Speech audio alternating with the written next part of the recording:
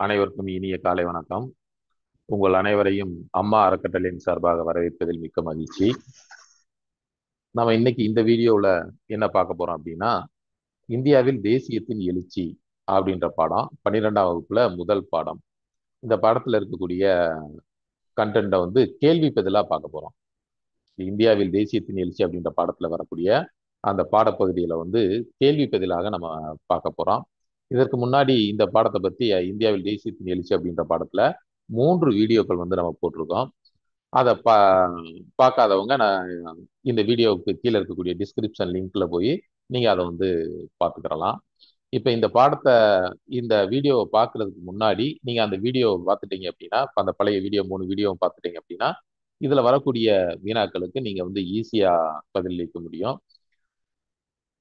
அப்படி இல்லை அப்படின்றவங்க நீங்க இந்த வீடியோவை பார்க்கும்போது உங்களுக்கு கேள்விக்கு பதில் தெரியல அப்படின்னா நீங்க பழையபடி அந்த வீடியோவை பார்த்துட்டு வந்து கூட நீங்க இதுக்கு வந்து ஆன்சர் பண்ணலாம்.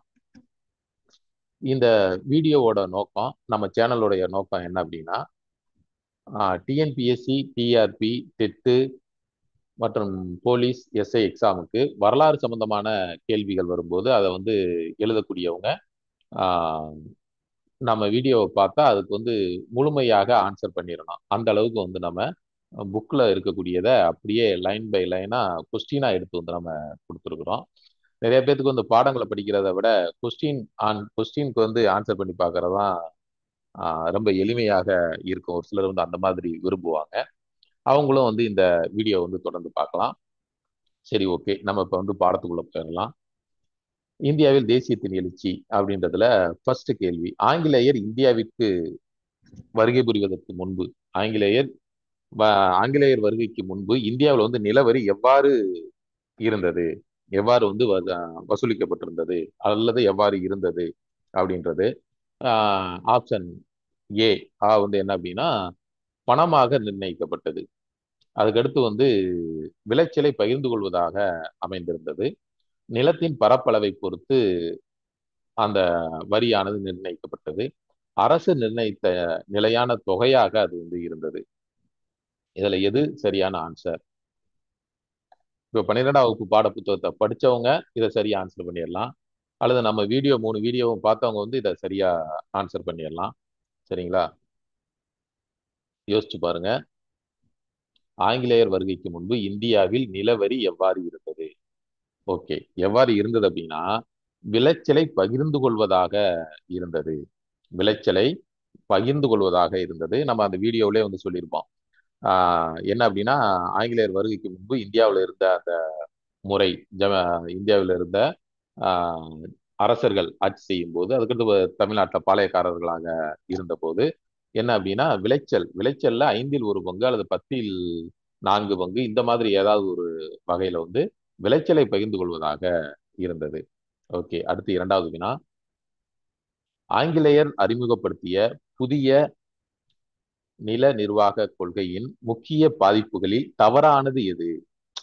பாருங்க, நல்லா கேள்வி வந்து நல்லா புரிஞ்சுக்கிறோம்னா, ஆங்கிலேயர் அறிமுகப்படுத்திய ஆங்கிலேயர்கள் அறிமுகப்படுத்திய புதிய நில நிர்வாக கொள்கையின் முக்கிய பாதிப்புகளில் தவறானது எது? இப்போ கொஸ்டின்ஸ் எல்லாம் நிறைய வந்து எது தவறு, எது சரி, எது தவறு அல்ல, அந்த மாதிரி எல்லாம் கேட்கிறாங்க. அதே மாதிரி தான் நம்ம எடுத்த கேள்வி வந்து தவறானது, நெகட்டிவ் கொஸ்டின். நிலம் விற்பனை பொருளாக மாற்றப்பட்டது. இந்தியாவில் வேளாண்மை வணிகமயமாக்கப்பட்டது. விவசாயிகள் தங்கள் நிலங்களின் மீது முழு உரிமையை பெற்றனர். ஒரு வகையான நிலப்பிரபுக்கள் வர்க்கம் உருவானது. ஒரு புது வகையான நிலப்பிரபுக்கள் வர்க்கம் உருவானது. இதுல எது தவறானது அப்படின்னு பார்த்தோம் அப்படின்னா, விவசாயிகள் தங்கள் நிலங்களின் மீது முழு உரிமையை பெற்றிருந்தனர். முழு உரிமையை பெற்றிருந்தாங்களா? இல்ல. விவசாயிகள் வந்து தங்கள் நிலங்களின் மீது முழு உரிமையை பெறவில்லை. சரிங்களா? நம்ம கேட்ட கேள்வி தவறானது அப்படின்றதுனால தவறானதுக்கு சரியான பதில் அப்படின்னு பார்க்கும்போது, விவசாயிகள் தங்கள் நிலங்களின் மீது முழு உரிமையை பெற்றனர். நிலம் விற்பனை பொருளாக மாற்றப்பட்டது ஆங்கிலேயர் வருகைக்கு பின்பு. இந்தியாவில் வேளாண்மை வணிகமயமாக்கப்பட்டது. அதாவது என்ன அப்படின்னா, உணவு பயிர்களை தவிர்த்து பணப்பயிர்கள், வாணிப பயிர்களாக வந்து அதிகமாக பயிரிடப்பட்டது. அதே மாதிரி இதுக்கு பின்னாடி வந்து ஒரு புது வகையான நிலப்பிரபுக்கள் வர்க்கமும் உருவானது. விவசாயிகள் தங்கள் நிலங்களின் மீது முழு உரிமையை பெற்றனர் அப்படின்றதா இதுக்கு தவறானதுக்குரிய சரியான பதில். அதுக்கடுத்து பாருங்க, புதிய நில வருவாய் முறைகள் அறிமுகமான பின்னர் விவசாயிகள் எதை உற்பத்தி செய்ய தொடங்கினர்? புதிதாக நில வருவாய் முறைகள் அறிமுகப்படுத்தப்பட்ட பின்னர் ஆங்கிலேயர்கள் ஆட்சியில விவசாயிகள் எதை அதிகமாக உற்பத்தி செய்ய தொடங்கினர்? அதாவது தங்கள் நுகர்வு பயன்பாட்டிற்கு தேவையானதை மட்டும், சந்தைக்கு தேவையானதை மட்டும், உணவு பயிர்களை மட்டும், கால்நடைகளுக்கு தேவையான தீவனத்தை மட்டும். இதுல எது அப்படின்றதாங்க கேள்வி. புதிய நில வருவாய் முறைகள் அறிமுகமான பின்னர் விவசாயிகள் எதை உற்பத்தி செய்ய தொடங்கினர் அப்படின்னா, சந்தைக்கு தேவையானதை மட்டும் உற்பத்தி செய்ய தொடங்கினர். அதனாலதான் உணவு பயிர்களை உற்பத்தி செய்யல. அதனாலதான் இந்தியாவுல மிகப்பெரிய பஞ்சம் ஏற்பட்டது. அதுலயும் குறிப்பாக ஒரிசாவிலையும் சென்னை மாகாணத்திலும் தான் மிகப்பெரிய அளவுக்கான பஞ்சமானது ஏற்பட்டது. அப்ப இதுக்கு சரியான ஆன்சர் சந்தைக்கு தேவையானதை மட்டும் அவர்கள் உற்பத்தி செய்ய தொடங்கினர். அடுத்த கேள்வி, 4வது கேள்வி. நிலம் விற்பனை சரக்காக அல்லது விற்பனை பொருளாக மாற்றப்பட்டதும், வேளாண்மை வணிகமயமாக்கப்பட்டதும் விவசாயிகளிடையே ஏற்படுத்திய விளைவு என்ன? நிலம் விற்பனை சரக்காக மாற்றப்பட்டதும், வேளாண்மை வணிகமயமாக்கப்பட்டதும் விவசாயிகளிடையே ஏற்படுத்திய விளைவு என்னவாக இருந்தது அப்படின்றதுதான். பொருளாதார ரீதியாக முன்னேற்றம் அடைந்தனர், மன நிறைவுடனும் அமைதியுடனும் வாழ்ந்தனர், மன நிறைவின்மை ஏற்படுத்தி அவர்களை அமைதி இழந்தவர்களாக ஆக்கியது, ஆங்கிலேய அரசுக்கு ஆதரவாக மாறினர். சரிங்களா? இதுக்கு சரியான ஆன்சர் என்ன அப்படின்னு பார்க்கும்போது, மன நிறைவின்மையை ஏற்படுத்தி அந்த விவசாயிகளை அமைதி இழந்தவர்களாக ஆக்கியதுங்க. இப்ப நிறைய பேர் பார்த்துருப்பீங்க, ஈஸியான கொஸ்டின் ஆன்சர் ஈஸியா ஆன்சர் பண்ணிட்டு போயிடலாம் அப்படின்ட்டு. இது ஒன்றும் வெளியில இருந்துலாம் எடுக்கல. 12ஆம் வகுப்பு, தற்போது இருக்கக்கூடிய 12ஆம் வகுப்பு பாடப்பகுதியில் இருக்கக்கூடிய இதைத்தான் நம்ம கேள்வியாக எடுத்து போட்டிருக்கோம். நீங்க அதவே படிக்கும்போது இதுல எப்படி கேள்வி கேட்பாங்கன்றதே ஒரு சிலருக்கு தெரியாம இருக்கலாம், புதுசா படிக்கிறவங்களுக்கு. சரிங்களா? இந்த மாதிரி எல்லாம் கேள்வி கேட்பாங்க. இப்ப நம்ம இந்த கேள்வி என்பது அப்படியே இந்த கேள்வி நேரடியாக வரும் என்பது மாதிரியான கருத்து கிடையாதுங்க. அந்த பாடப்பகுதியை நம்ம எந்த அளவுக்கு புரிஞ்சுக்கிட்டோம் அப்படின்றதுக்காகத்தான் இந்த வினா விடைகள், இந்த பயிற்சி வினா அப்படின்றது இந்த பயிற்சின்றது பாத்தீங்க அப்படின்னா, நம்ம அந்த பாடப்பகுதியில எந்த அளவுக்கு உள்வாங்கிக்கிட்டோம் அப்படின்றதுக்காகத்தான். சரி, ஓகே. 5வது கொஸ்டின். ஆங்கிலேய அரசு பின்பற்றிய கட்டுப்பாடுகளற்ற வணிக கொள்கை எவ்வாறு அழைக்கப்பட்டது? தலையீட்டு பொருளாதாரம், கலப்பு பொருளாதாரம், சுதந்திர வணிகம், லேசி ஃபேர் அப்படின்வாங்க, பாதுகாப்பு வணிகம். இதுல எது சரியான ஆன்சர்? ஆங்கிலேய அரசு பின்பற்றிய கட்டுப்பாடுகளற்ற வணிக கொள்கை எவ்வாறு அழைக்கப்பட்டது? சுதந்திர வணிகம். அது லேசி ஃபேர் அல்லது சுதந்திர வணிகம் அப்படின்னு அழைக்கப்படுகிறதுங்க. இந்த மாதிரி நீங்க அந்த புக்கு 12ஆம் வகுப்பு பாடப்பகுதியில 12ஆம் வகுப்பு புக்கை முதல் பாடத்தை நல்லா தரவா ஒரு 2 தடவை ரீட் பண்ணிட்டீங்க அப்படின்னா இதுக்கான கேள்விகளுக்கு நீங்க ஆன்சர் பண்றதுக்கு எளிதாக இருக்கும். அல்லது புக்கு கிடைக்கலைங்க சார், புக்கு உட்காந்து படிக்கிறது கொஞ்சம் கஷ்டமா இருக்கு அப்படின்றவங்க, நம்ம இந்த டிஸ்கிரிப்ஷன்ல 3 வீடியோவோட லிங்க் கொடுத்துருக்கோம். இந்த பாடத்தில் இருக்கக்கூடிய 3 வீடியோவோட லிங்க் கொடுத்துருக்கோம். அந்த வீடியோவை பார்த்துட்டு இதுக்கு ஆன்சர் பண்ணீங்களாக இன்னும் உங்களுக்கு எளிமையானதாக இருக்கும்.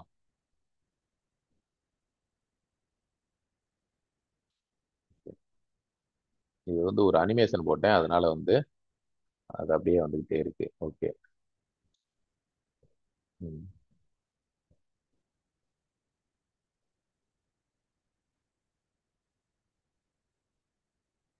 ஓகே. அடுத்து பார்த்தோம் அப்படின்னா, ஒவ்வொரு ஸ்லைடையும் ஒவ்வொரு கொஸ்டினுக்கும் ஒவ்வொரு ஸ்லைடு போடும்போது அது கொஞ்சம் சிரமமாக நிறைய ஸ்லைடு போடுறது மாதிரி இருக்குது. அப்படின்றதுனால நம்ம இதை இது பண்ணிட்டோம். அதாவது அந்த கேள்விக்கு உரிய 4 ஆப்ஷன் கொடுத்துருக்கோம். நான் சொல்றத அப்படியே கூட நீங்க நோட் பண்ணிக்கிறலாம். அதாவது இந்தியாவிலிருந்து இங்கிலாந்திற்கு எடுத்துச் செல்லப்பட்ட முக்கிய கச்சா பொருட்கள் யாவை? 6வது கொஸ்டின், இந்தியாவிலிருந்து இங்கிலாந்திற்கு எடுத்துச் செல்லப்பட்ட முக்கிய கச்சா பொருட்கள் யாவை? மூலப்பொருட்கள் அல்லது கச்சா பொருட்கள். தேயிலை மற்றும் காஃபி, தங்கம் மற்றும் வெள்ளி, பருத்தி, சணல், பட்டு, மசாலா பொருட்கள் மற்றும் வாசனை திரவியங்கள். இங்கு இந்தியாவிலிருந்து இங்கிலாந்திற்கு எடுத்துச் செல்லப்பட்ட முக்கிய கச்சா பொருட்கள். தெரிஞ்சவங்க ஆன்சர் பண்ணுங்க. ஆன்சர் வந்து கமெண்ட் பாக்ஸ்ல நீங்க தெரிவிக்கலாம் ஆன்சரை.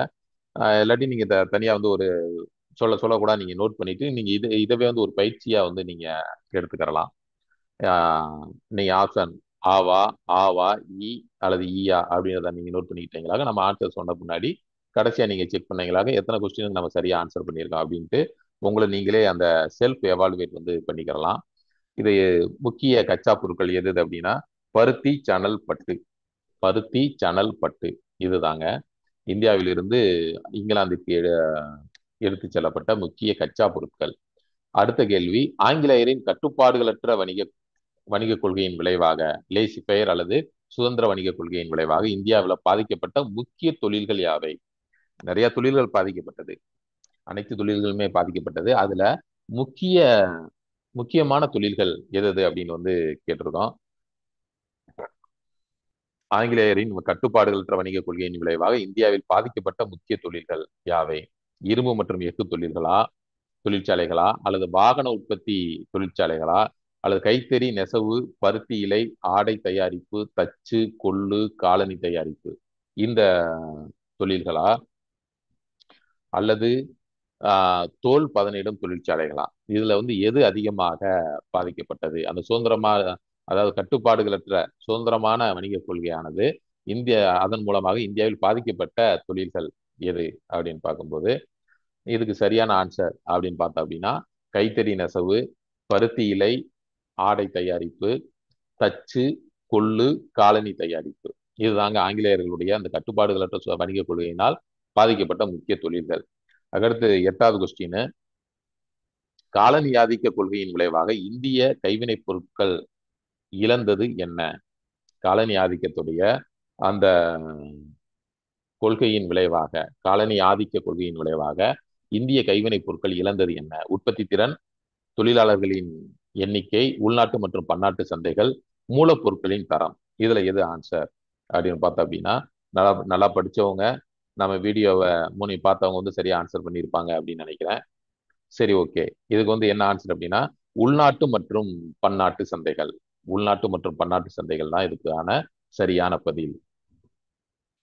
அடுத்து பாருங்க, இங்கிலாந்தின் தொழிற்சாலைகளுக்கு தேவையான தொழிற்சாலை பயிர்களில் முக்கியமானது எது? இங்கிலாந்துல தொழிற்சாலைகளுக்கு தேவையான, அதாவது தொழிற்சாலைகளுக்கு தேவையான தொழிற்சாலை பயிர்களில் முக்கியமானது எது?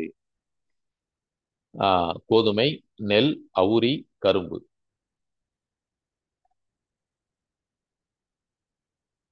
அவுரி அப்படின்றது சரியான ஆன்சருங்க. அவுரி, இண்டிகோ, அவுரி அப்படின்றது சரியான ஆன்சர். அதனாலதான் அவுரி புரட்சி, இண்டிகோ கழகம் அப்படின்லாம் நம்ம வந்து 1859, 60 வந்து அந்த இண்டிகோ கழகம் வந்து நடைபெற்றது. நம்ம அதுல எல்லாமே நம்ம கொடுத்துருக்கோம், எக்ஸ்பிளைன் பண்ணியிருக்கோம். நம்ம வீடியோ படிச்சவங்களுக்கு வந்து பார்த்தவங்களுக்கு வந்து தெரியும். அடுத்த வினா, 1859, 60 வங்காளத்தில் நடைபெற்ற இண்டிகோ கழகம் எதற்கு எதிரான விவசாயிகளின் எதிர்வினையாக இருந்தது? எதற்கு எதிரான விவசாயிகளுடைய எதிர்வினையாக இருந்தது? அதிக நிலவரி வசூலிப்புக்கு எதிராகவா, அல்லது உணவு பற்றாக்குறைக்கு எதிராகவா, அல்லது கம்பெனியின் அடக்குமுறை கொள்கைக்கு எதிராகவா, நிலப்பிரபுக்களின் சுரண்டலுக்கு எதிராகவா? ஒரு சில கொஸ்டின்லாம் பார்த்தீங்க அப்படின்னா இருக்கக்கூடிய 4 ஆன்சருமே சரியானது மாதிரியே இருக்கும். அப்ப அந்த மாதிரி கொஸ்டினை நம்ம சரியா ஆன்சர் பண்ணும்போது தான் நம்ம வந்து மற்ற காம்படிட்டரை விட அதிகமாக மார்க் எடுக்க முடியும். சரிங்களா? 4 கொஸ்டினுமே 4 ஆன்சருமே சரி மாதிரி தெரியும். அது எது வந்து இன்னும் அப்சல்யூட்லி ரைட், எது வந்து முற்றிலும் சரியானது அப்படின்னு வந்து அந்த வியூல வந்து கொஸ்டின் வந்து கேட்டிருப்பாங்க. இந்த 10வது கொஸ்டின் பார்த்தீங்க அப்படின்னா 1859, 60 வங்காளத்தில் நடைபெற்ற இண்டிகோ கழகம் எதற்கு எதிரான விவசாயிகளின் எதிர்வினையாக இருந்தது அப்படின்னு பார்த்தீங்கன்னா கம்பெனியின் அடக்குமுறை கம்பெனியின் அடக்குமுறை கொள்கை அதற்கு எதிராகத்தான். சரிங்களா? கம்பெனியுடைய அடக்குமுறை கொள்கைக்கு எதிராகத்தான் இந்த இண்டிகோ கழகம் வந்து இருந்தது. இண்டிகோ பயிரிட இந்திய விவசாயிகள் யாரால் கட்டாயப்படுத்தப்பட்டனர்? இந்தியாவுல இண்டிகோ பயிரிட இந்திய விவசாயிகள் யாரால் கட்டாயப்படுத்தப்பட்டனர்? இந்திய நிலப்பிரபுக்களா, அல்லது உள்ளூர் வணிகர்களா, அல்லது பெரும்பாலும் ஐரோப்பியர்களுக்கு சொந்தமாக இருந்த நில நிலங்களின் பண்ணையார்களா, அல்லது முகலாய ஆட்சியாளர்களா? யாரு? ஓகே. பெரும்பாலும் ஐரோப்பியர்களுக்கு சொந்தமான நிலங்களின் பண்ணையாளர்கள் அல்லது பண்ணையார்கள், அவங்க தான். சரி, ஓகே. அடுத்த கொஸ்டினை ஒரே சிலர்ல போட்டிருக்கோம். இண்டிகோ புரட்சியின் முக்கிய விளைவு என்ன? இப்ப இந்த இண்டிகோ புரட்சியை பத்தி இவ்வளவு கொஸ்டின் கேட்டிருக்கோம். ஏன்னா இண்டிகோ புரட்சி முக்கியமானது.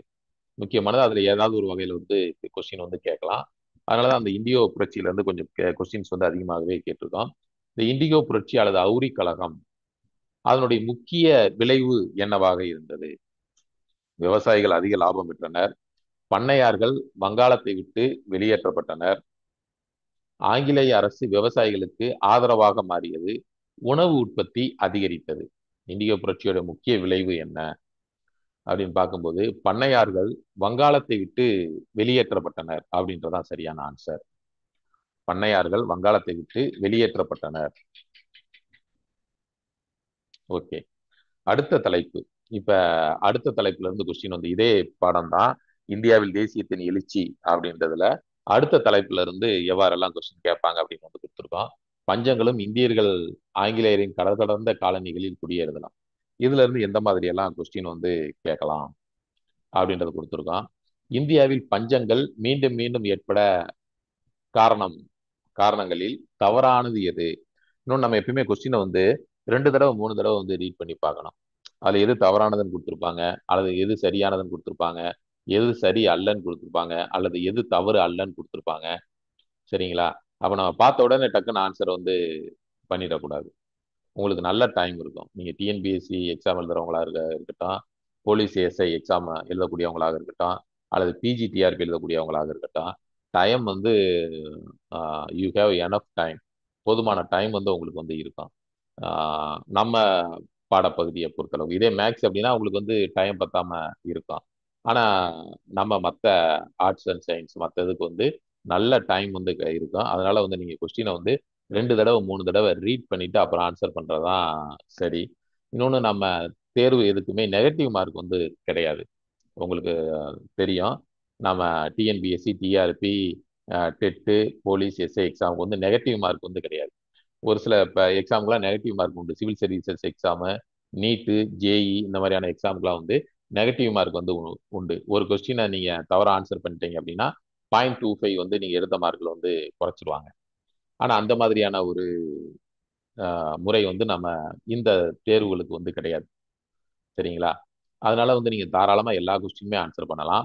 2 தடவை 3 தடவை கொஸ்டினை ரீட் பண்ணி பார்த்துட்டு ஆன்சர் பண்றது ரொம்ப சரியாக இருக்கும். சரி, ஓகே. இப்போ நம்ம கொஸ்டினை ஒவ்வொன்றா பார்த்துடலாம். இந்தியாவில் பஞ்சங்கள் மீண்டும் மீண்டும் ஏற்பட காரணங்களில் தவறானது எது? கைவினை தொழிலாளர்கள் வேலை இழந்தது, நீர்ப்பாசன ஏற்பாடுகள் மராமத்து செய்யப்படாதது, கொடுமையான நிலவரி, இந்திய ஆட்சியாளர்களின் சரியான நிவாரண நடவடிக்கைகள்.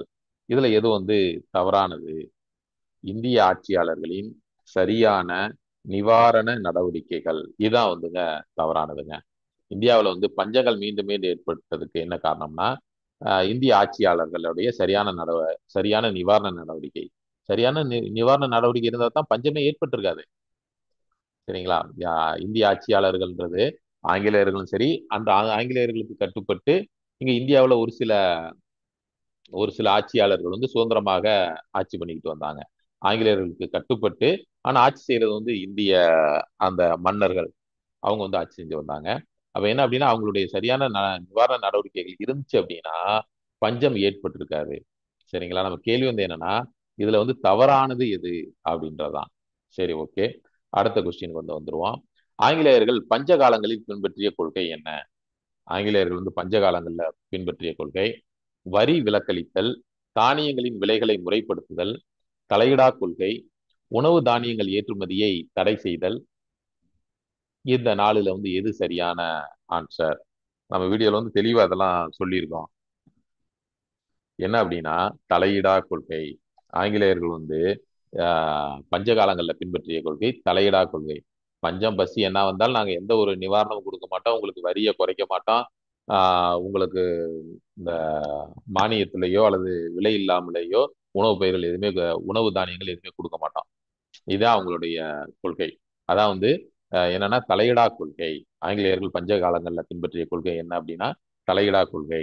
அதுக்கு அடுத்த கொஸ்டின், 1770 இருந்து 1900 ஆகிய ஆண்டுகளுக்கு இடைப்பட்ட காலத்துல பஞ்சத்தின் காரணமாக இந்தியாவில் உயிரிழந்தவர்களின் எண்ணிக்கை எவ்வளவு என கணக்கிடப்பட்டுள்ளது? பாருங்க,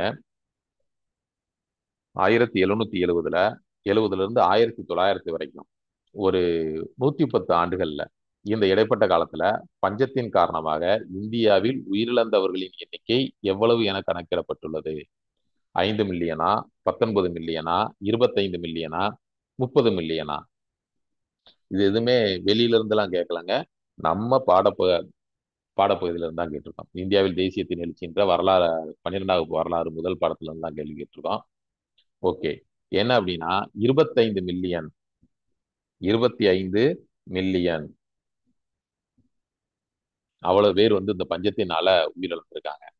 அதுக்கடுத்து 4வது கொஸ்டின் பாருங்க, 1891 முதல் 1900 வரையிலான அந்த 10 ஆண்டுகள்ல பஞ்சத்தினால் மட்டும் இந்தியாவில் உயிரிழந்தவர்களின் எண்ணிக்கை எவ்வளவு என மெட்ராஸ் டைம்ஸ் பத்திரிகையுடைய ஆசிரியர் வில்லியம் டிக்பை குறிப்பிட்டுள்ளார். இதுல கேள்வியில இன்னொரு கேள்வி நீங்க படிச்சுக்கலாம். மெட்ராஸ் டைம்ஸ் பத்திரிகையின் ஆசிரியர் யார் அப்படின்னு கேட்டா கூட நீங்க வில்லியம் டிக்பை அப்படின்ற ஆன்சரை வந்து எழுதிடலாம். நிறைய ஸ்கூல்ல படிக்கிற பசங்களுக்கு வந்து ஆஹ், அதாவது 5 மார்க்ஸ் எழுதுறான், 3 மார்க்ஸ் எழுதுறான் அப்படின்னா அதற்குரிய அந்த கேள்விக்கு வந்து இவனுக்கு பதில் தெரியாம இருக்கும். அதுல இருக்கக்கூடிய ஒரு பாயிண்ட்ஸ் 2 பாயிண்ட்ஸ் வந்து எதுல இருக்கும்னா ஒன் வேர்ட்லயே இருக்கும். அப்போ ஒன் வேர்ட்ல இருந்து டக்குன்னு ஒரு பாயிண்ட் எடுத்து 3 மார்க்ஸுக்கு போட்டா ஒரு மார்க் வந்து கிடைச்சிடும். 5 மார்க்ஸ்ல அதே மாதிரி ஆஹ், அந்த 1 மார்க்ல இருக்கக்கூடிய ஒரு பாயிண்ட் எடுத்து போட்டோமாக அதுல ஒரு மார்க் வந்து கிடைச்சிடும். அந்த மாதிரி தான் இந்த கேள்வியிலேயே இன்னொரு கேள்வி எடுத்துக்கலாம். அந்த மாதிரி வந்து கொடுத்துருக்கோம். மெட்ராஸ் டைம்ஸ் வில்லியம் என்ற பத்திரிகையின் ஆசிரியர் யார் அப்படின்னு கேட்டாங்களாக்க வில்லியம் டிக்பே அப்படின்னு வந்து எழுதிடலாம். ஓகே, இந்த 4வது கொஸ்டினுக்கு சரியான ஆன்சர் இது. 5 மில்லியனா, 19 மில்லியனா, 25 மில்லியனா அல்லது 30 மில்லியனா? 19 மில்லியன். 1891 முதல் 1900 வரையிலான 10 ஆண்டுகளில் பஞ்சத்தினால் மட்டும் இந்தியாவில் உயிரிழந்தவர்களின் எண்ணிக்கை எவ்வளவு என்று மெட்ராஸ் டைம்ஸ் பத்திரிகையின் ஆசிரியர் வில்லியம் டிக்பை குறிப்பிட்டுள்ளார். 19 மில்லியன் அப்படின்னு வந்து சொல்லியிருக்காருங்க. அதுக்கடுத்து 1866 ஒரிசா பஞ்சத்தின் போது எத்தனை மில்லியன் மக்கள் பட்டினிக்கு பலியாகினர்? இன்னைக்கும் பாத்தீங்களாக்கா, இன்னைக்கு இந்த ஒரிசா வந்து ஒண்ணு ஒரு பெரிய பஞ்சம் வரும். ஆங்கிலேயர்களுடைய ஆட்சி முடிஞ்சு சுதந்திர இந்தியாவிலும் சரிங்க, பெரிய பஞ்சம் ஏற்படும். அல்லது ஒரு மிகப்பெரிய ஒரு புயல், புயல்னால மிகப்பெரிய அளவுக்கு பாதிப்பு ஏற்படும். சென்னையில உருவாகும் புயல் நம்ம தமிழ்நாட்டுக்கு மழை வரும் அப்படின்னு எதிர்பார்த்துக்கிட்டு இருப்பாங்க. அது திசை மாதிரி அடிச்சாங்க போய் வந்து ஒரிசாவே காலி பண்ணிட்டு போயிடும். அந்த மாதிரி ஒரிசாவுடைய அந்த பூகோள நிலை அந்த மாதிரி இருக்குது. அந்த 1866 ஒரிசா பஞ்சத்தின் போது எத்தனை மில்லியன் மக்கள் வந்து பட்டினிக்கு பலியாகினர் அப்படின்னு வந்து கேட்டிருக்கோம். 1/2 million, 1 million, 1.5 million, 2 million? 1.5 million. 1.5 million மக்கள் வந்து பட்டினிக்கு வந்து பலியாகியிருக்காங்க. அதுக்கடுத்து ஒரிசா பஞ்சத்தின் போது ஆங்கிலேயர்கள் எத்தனை மில்லியன் பவுண்ட் அரிசியை இங்கிலாந்துக்கு ஏற்றுமதி செய்தனர்? இதுதான் வந்துங்க தலையிடா கொள்கைங்க. இங்க வந்து பஞ்சம், பசி, பட்டினி, கொடுமைகள் எது இருந்தாலும் அதெல்லாம் வந்து ஆங்கிலேயர்கள் பொருட்படுத்தவே இல்லை. இங்க இருந்து இங்கிலாந்துக்கு எவ்வளவு அனுப்ப முடியுமோ அதை அனுப்பிச்சுக்கிட்டே தான் இருக்காங்க. அப்ப எத்தனை மில்லியன் பவுண்ட் அரிசியை வந்து இங்கிலாந்துக்கு ஏற்றுமதி செய்தனர்? 100 மில்லியனா, 150 மில்லியனா, 200 மில்லியனா, 250 மில்லியனா அப்படின்றது? 200 மில்லியன். 200 மில்லியன் பவுண்ட் அரிசியை வந்து இங்கிலாந்துக்கு வந்து ஏற்றுமதி செய்தனர். அப்ப இங்கேயே மக்கள் பசி பட்டினியில இருக்கும்போது அங்க அனுப்பிச்சு விட்டா என்ன அர்த்தம்? இதை பத்தி எல்லாமே நம்ம தாதாபாய் நவ்ரோஜி, இந்தியாவின் முதுபெரும் மனிதர் என்று அழைக்கப்படக்கூடிய தாதாபாய் நவ்ரோஜி தான் இந்த செல்வ சுரண்டல் கோட்பாடு அப்படின்ற தனது கோட்பாட்டுல வந்து அதை சொல்லியிருக்கிறாருங்க. அடுத்த கேள்வி அதே தான் வந்துருச்சுங்க. ஆஹ் இந்தியாவின் வறுமை வறுமை இந்தியாவின் சாரி இந்தியா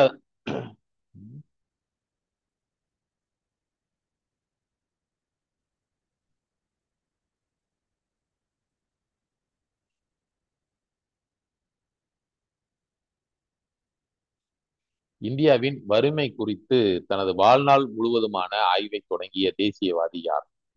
இந்தியாவின் வறுமை குறித்த தனது வாழ்நாள் முழுவதுமான ஆய்வை தொடங்கிய தேசியவாதி யார்? மகாத்மா காந்தியடிகளா, ஜவஹர்லால் நேருவா, தாதாபாய் நவ்ரோஜியா, சர்தார் வல்லபாய் பட்டேலா? நம்ம போன கேள்வி டிஸ்கஸ் பண்றப்பே நான் ஆன்சர் சொல்லிட்டேன், உங்களுக்கும் தெரிஞ்சிருக்கும். தாதாபாய் நவ்ரோஜி. இந்த தாதாபாய் நவ்ரோஜியை பத்தி அடிக்கடி கேள்வி கேட்பாங்க. அது ஐஏஎஸ் எக்ஸாம்ல இருந்து டிஎன்பிஎஸ்சி குரூப் 4 வரைக்கும் இந்த கேள்வி வந்து அடிக்கடி வரக்கூடிய ஒரு கேள்வி. இது நம்ம இந்த மாதிரியான போட்டித் தேர்வு மட்டும் இல்லாம பேங்க் எக்ஸாம்ல கூட கேட்டிருக்காங்க. தாதாபாய் நவ்ரோஜி அவர் வந்து பேங்க் எக்ஸாம்ல கூட கேட்டிருக்காங்க. இது வந்து ஒரு முக்கியமான பாடப்பகுதிங்க. இந்த தாதாபாய் நவ்ரோஜி பற்றிய பாடப்பகுதிகள். அதுக்கடுத்து பாத்தீங்களா, மதராஸ் மாகாணத்தின் அன்றைய சென்னை மாகாணம். அன்றைய சென்னை மாகாணம் ஆங்கிலேயர்களது ஆட்சி காலத்துல சென்னை மாகாணம் அப்படின்றது தமிழ்நாடு, கேரளா, ஆந்திரா, கர்நாடகா, இன்றைக்கு இருக்கக்கூடிய தெலுங்கானா, ஒரிசா, இது எல்லாம் சேர்ந்தது தான் அந்த பழைய மெட்ராஸ் பிரசிடென்சி அல்லது மதராஸ் மாகாணம். அந்த மதராஸ் மாகாணத்துல பெரும் பஞ்சம் ஏற்பட்ட காலப்பகுதி எது? ஒரிசாவோட ஒரு சில பகுதிகள், முழுவதும் கிடையாது, ஒரு சில பகுதிகள். மதராஸ் மாகாணத்தில் பெரும்பஞ்சம் ஏற்பட்ட காலப்பகுதி எது? 1770 இருந்து 72 வரைக்குமா, 1800 இருந்து 82 வரைக்குமா, 1857 இருந்து 59 வரைக்குமா, 1876 இருந்து 78 வரைக்குமா? எந்த காலத்துல வந்து இந்த பஞ்சமானது ஏற்பட்டது அப்படின்னு வந்து கேட்டிருக்காங்க. இதுக்கு வந்து சரியான ஆன்சர் 1876 இருந்து 1878 வரைக்கும். ஓகே, அதுக்கடுத்த கேள்வி பாருங்க. மதராஸ் மாகாணத்தில் ஏற்பட்ட பஞ்சத்தின் போது அரச பிரதிநிதியாக இருந்தவர் யார்? இதுவும் வந்து அடிக்கடி கேட்டிருக்காங்க, இந்த கேள்வி வந்து கேட்டிருக்காங்க. மதராஸ் மாகாணத்தில் ஏற்பட்ட பஞ்சத்தின் போது அரச பிரதிநிதியாக இருந்தவர் கானிங் பிரபு, ஹட்சன் பிரபு, லிட்டன் பிரபு, டல்ஹௌசி பிரபு? லிட்டன் பிரபு. லிட்டன் பிரபு அப்படின்றதாங்க சரியான ஆன்சர். அதுக்கடுத்து வந்து மதராஸ் மாகாணத்தில் ஏற்பட்ட பஞ்சத்திற்கு எத்தனை மில்லியன் மக்கள் பலியானதாக மதிப்பிடப்பட்டுள்ளது? எத்தனை மில்லியன் மக்கள் பலியானதாக மதிப்பிடப்பட்டுள்ளது? 1.5 மில்லியனா, அல்லது 2.5 மில்லியனா, அல்லது 3.5 மில்லியனா, அல்லது 4.5 மில்லியனா? மதராஸ் மாகாணத்தில் ஏற்பட்ட பஞ்சத்திற்கு எத்தனை மில்லியன் மக்கள் பலியானதாக மதிப்பிடப்பட்டுள்ளது? 3.5 மில்லியன். அதுக்கடுத்து பாருங்க.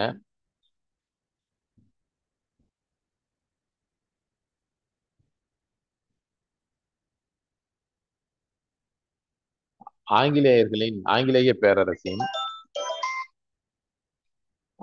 பேரரசின் காலனிகளில் அறிமுகமான பெருந்தோட்ட பயிர்களில் தவறானது எது? ஆங்கிலேய பேரரசின் காலனிகளில் அறிமுகமான பெருந்தோட்ட பயிர்களில் தவறானது எது அப்படின்ற கேள்வி கேட்டிருக்காங்க. காஃபி, தேயிலை, கரும்பு, நெல், இதுல எது? ஆங்கிலேய பேரரசின் காலனிகளில் அறிமுகமான பெருந்தோட்ட பயிர்கள். நீங்க தோட்டப்பயிர் எது இல்லை அப்படின்னாலுமே நீங்க வந்து சரியா ஆன்சர் பண்ணிடலாம். 6வது 7வதுலயே உங்களுக்கு வந்து சொல்லி கொடுத்துருப்பாங்க. ஜாகிரபியில வந்து இருக்கும் எது எதெல்லாம் தோட்டப்பயிர், எது எதெல்லாம் பணப்பயிர், எது எதெல்லாம் உணவு பயிர், அந்த மாதிரி எல்லாமே படிச்சிருப்பீங்க. சரி, எது தவறானது அப்படின்னா நெல். நெல் அப்படின்றது தவறானதுங்க. தவறானதுக்கு சரியான ஆன்சர் வந்து நெல். 1815 சிலோன் ஆளுநர் மதராஸ் மாகாண ஆளுநருக்கு எழுதிய கடிதத்தில் எதை அனுப்ப கேட்டுக்கொண்டார்? 1815 சிலோன் ஆளுநர் மதராஸ் மாகாண ஆளுநருக்கு எழுதிய கடிதத்துல வந்து எதை அனுப்ப கேட்டுக்கொண்டார்? உணவு தானியங்களா, போர் வீரர்களா, பெருந்தோட்டங்களில் வேலை செய்ய கூலிகளா, அல்லது நிர்வாக அதிகாரிகளா அப்படின்னு பார்த்தா அப்படின்னா சரியான ஆன்சர் வந்து பெருந்தோட்டங்களில் வேலை செய்ய கூலிகள் அனுப்புமாறு இந்த சிலோன் ஆளுநர் வந்து மதராஸ் மாகாண ஆளுநருக்கு வந்து எழுந்த கடிதத்துல வந்து கேட்டுக்கொண்டார். ஆனா இங்க இருந்து யாருமே போக விரும்பல. இங்க இருந்து மக்கள் வந்து யாருமே அந்த சிலோன், இலங்கை, இன்னைக்கு இருக்கக்கூடிய இலங்கை, ஸ்ரீலங்கா, அங்க வந்து போறதுக்கு யாருமே விரும்பல. அதுக்கடுத்து இங்க மதராஸ் மாகாணத்தில் ஏற்பட்ட மிகப்பெரிய பஞ்சத்தின் காரணமாக இவர்களாக போக ஆரம்பிச்சிட்டாங்க. சாப்பாடே கிடைக்கல, உணவு தானியமே இங்க கிடைக்கல, பஞ்சம், பசி, பட்டினி கொடுமைகள்ல வந்து மக்கள் நிறைய இறக்கக்கூடிய ஒரு சூழல் ஏற்படுது அப்படின்றதுனால இவர்களாகவே அடுத்து போக ஆரம்பிச்சிட்டாங்க. சரி, எந்த ஆண்டுகளில் ஏற்பட்ட பஞ்சங்கள் அரசாங்கத்தின் தூண்டுதல் இல்லாமலேயே மக்கள் புலம்பெயர்ந்து செல்லும் நிலையை உருவாக்கியது. நான் இப்ப சொன்னதுதாங்க. முத வந்து சிலோன் ஆளுநர் மதராஸ் மாகாண ஆளுநருக்கு எழுதிய கடிதத்துல வந்து இவங்கெல்லாம் அனுப்புங்க அப்படின்னு வந்து பெருந்தோட்டங்கள்ல வேலை செய்வதற்கு கூலிகள் அனுப்புங்கன்னு கேட்டுக்கிட்டாங்க. அப்ப வந்து ஒரு சிலர் போனாங்க. ஒரு சில மக்கள் வந்து போக விரும்பல. அதுக்கு அடுத்து வந்து இவர்களாகவே போக ஆரம்பிச்சிட்டாங்க. அது வந்து எந்த ஒரு தூண்டுதலும் இல்லாமலேயே மக்கள் வந்து புலம்பெயர்ந்து செல்லக்கூடிய நிலையானது உருவானது. அது எப்ப அப்படின்னு பார்த்தோம் அப்படின்னா 1820 1830 அல்லது 1833 1843 அல்லது 1850 1860 அல்லது 1870 1880. இதுல எதுங்க சரியான ஆன்சர்? 1833 1843 இதாங்க கரெக்ட். எந்த ஆண்டுகளில் ஏற்பட்ட பஞ்சங்கள் அரசாங்கத்தின் தூண்டுதல் இல்லாமலேயே மக்கள் புலம்பெயர்ந்து செல்லும் நிலையை உருவாக்கியது அப்படின்னா 1833 1843ங்க. அதுக்கடுத்த கொஸ்டின் பாருங்க. 1843 பிரிட்டிஷ் இந்தியாவில் ஒழிக்கப்பட்டது எது? எந்த முறையானது ஒழிக்கப்பட்டதுங்க? எந்த முறை 1843 பிரிட்டிஷ் இந்தியாவில் ஒழிக்கப்பட்டது எது? நிலவரி முறையா அல்லது அடிமை முறையா அல்லது வணிக கட்டுப்பாடுகளா அல்லது கல்வி முறையா? அடிமை முறை. அடிமை முறை பிரிட்டிஷ் இந்தியாவில் ஒழிக்கப்பட்டது எது அப்படின்னா அடிமை முறை அப்படின்றது வந்து சரியான ஆன்சருங்க.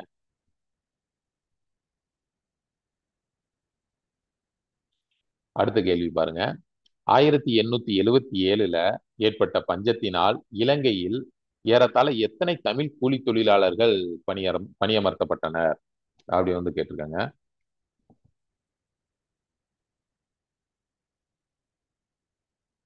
1,00,000 கூலி தொழிலாளர்களா அல்லது 2,50,000 பேரா அல்லது 3,80,000 பேரா அல்லது 5,00,000? எத்தனை கூலி தொழிலாளர்கள் பணியமர்த்தப்பட்டனர் அப்படின்னா சரியான ஆன்சர் வந்து 3,80,000 கூலி தொழிலாளர்கள் வந்து பணியமர்த்தப்பட்டனர். அதுக்கடுத்து 16 பாருங்க. அடுத்த கொஸ்டின்.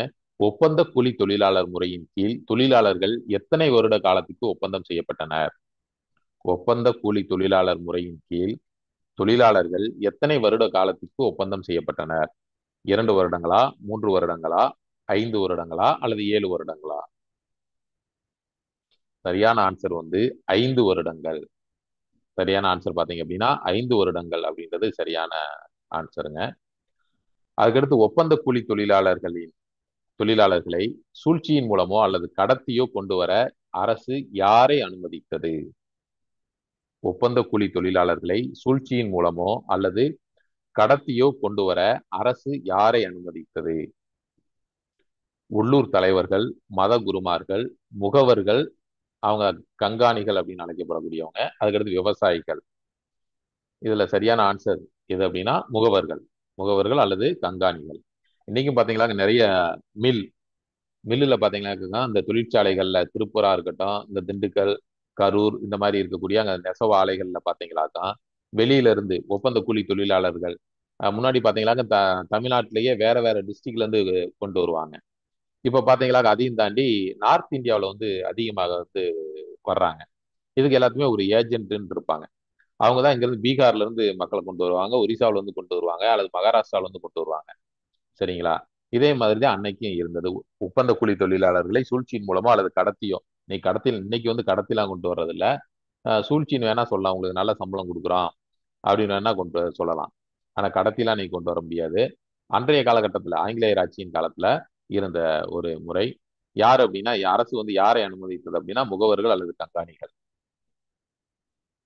1856 1857 கல்கத்தாவிலிருந்து டிரினிடாட் சென்ற கப்பலில் பயணம் செய்த கூலி தொழிலாளர்களில் அதிக இறப்பு விகிதம் எந்த வயதினரில் காணப்பட்டது? இந்த கப்பல்ல போகும்போது அதிகமான இறப்பு விகிதம். இது எல்லாமே நம்ம அந்த வீடியோல பாத்தீங்க அப்படின்னா நம்ம தெளிவாவே கொடுத்துருக்கோம். நீங்க அந்த வீடியோவை பார்த்துட்டு இதுக்கு ஆன்சர் பண்ணீங்களாக நீங்க எல்லா கொஸ்டினுமே நீங்க சரியா வந்து ஆன்சர் பண்ணிடலாங்க. 1856 57 கல்கத்தாவில் இருந்து டிரினிடாட் சென்ற கப்பலில் பயணம் செய்த கூலி தொழிலாளர்களில் அதிக இறப்பு விகிதம் எந்த வயதினரில் காணப்பட்டது? ஆண்களா, பெண்களா, சிறுவர்களா, குழந்தைகளா? இதுக்கு வந்து சரியான ஆன்சர் என்ன அப்படின்னா குழந்தைகள். குழந்தைகள் தான் அதிக இறப்பு விகிதம் இருந்தது. ஓகேங்க. இதோடு இன்றைய வீடியோ, இன்றைய காணொளி வந்து நிறைவடைந்தது. அடுத்த வீடியோல இருந்து இந்த பாடத்திலே அடுத்து வரக்கூடிய அந்த பகுதிகளுக்கு ஏற்ற வினா விடைகள் வந்து அடுத்த வீடியோவில் வந்து பார்க்கலாம். அடுத்த வீடியோவில் பார்த்தீங்கன்னா மேற்கத்திய கல்வியும் அதன் தாக்கமும் அந்த தலைப்புல வந்து இருந்து கொஸ்டின் ஆன்சர் எடுத்திருக்கேன். அதையும் இதே மாதிரி நம்ம வந்து பார்க்கலாம். நீங்க தொடர்ந்து நம்ம வீடியோவை பாருங்க. ஆஹ் நம்ம சேனலை வந்து சப்ஸ்கிரைப் பண்ணாதவங்க சப்ஸ்கிரைப் பண்ணிக்கோங்க. அப்பதான் நம்ம தொடர்ந்து போடக்கூடிய இந்த வீடியோக்கள் வந்து எல்லாமே உங்களுக்கு வந்து வரும். இது வந்து இந்த கொஸ்டின் ஆன்சருக்கு ஆன்சர் தெரியல அப்படின்னா நீங்க வந்து நம்ம டிஸ்கிரிப்ஷன்ல இருக்கக்கூடிய அந்த லிங்கை பயன்படுத்தி வந்து வீடியோ பாருங்க. பார்த்துட்டு இதை ஆன்சர் பண்ணீங்களா உங்களுக்கு வந்து யூஸ்ஃபுல்லா இருக்கும். உங்களுடைய கருத்துக்களை வந்து இந்த கமெண்ட் பாக்ஸ்ல வந்து தெரிவிங்க. Okay, wish you all the best.